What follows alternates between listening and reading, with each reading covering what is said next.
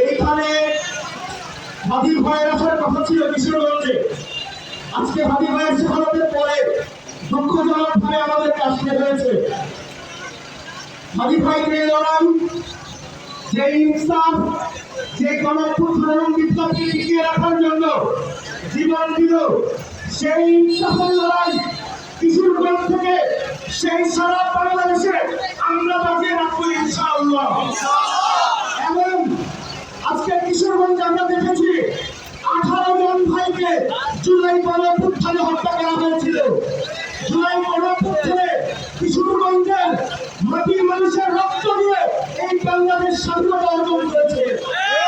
কিশোরগঞ্জের 18 জন ভাইয়ের রক্তের কসম এবং হাজার 15 সর্বশেষ হাদি ভাইয়ের রক্তের কসম খেয়ে বলছে, এই কিশোরগঞ্জ সহ সারা বাংলাদেশে চাই আবার পুনরায় আধিপত্যবাদ কায়েম করতে চাইবে, আবার পুনরায় ফেসিবাদ কায়েম করতে চাইবে, তাদেরকে আমরা সমগ্র বাংলাদেশ থেকে উদ্ধার করে ছাড়বো।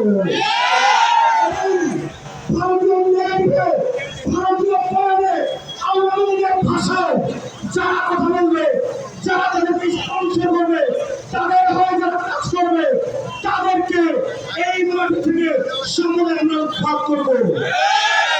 খুবই কম আমরা মাঠ শুরু করবো।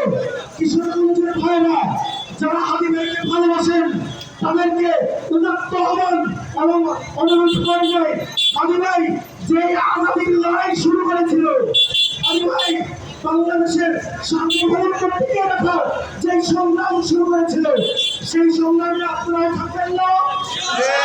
ইনশাআল্লাহ আমরা মার্চ শুরু করবো। প্রত্যেকটা স্পট কথা হবে, আপনারা সুশৃঙ্খল করে আমাদেরকে সহযোগিতা করবেন। যারা মার্চে যাবেন সাংবাদিকদেরকে সহযোগিতা করবেন। আমরা শুরু করবো মার্চ শেষে হলদিয়া সরকারি কলেজে ইনশাআল্লাহ আমার কথা হবে। হাদি ভাই সবসময় বলবেন আজাদির সব থেকে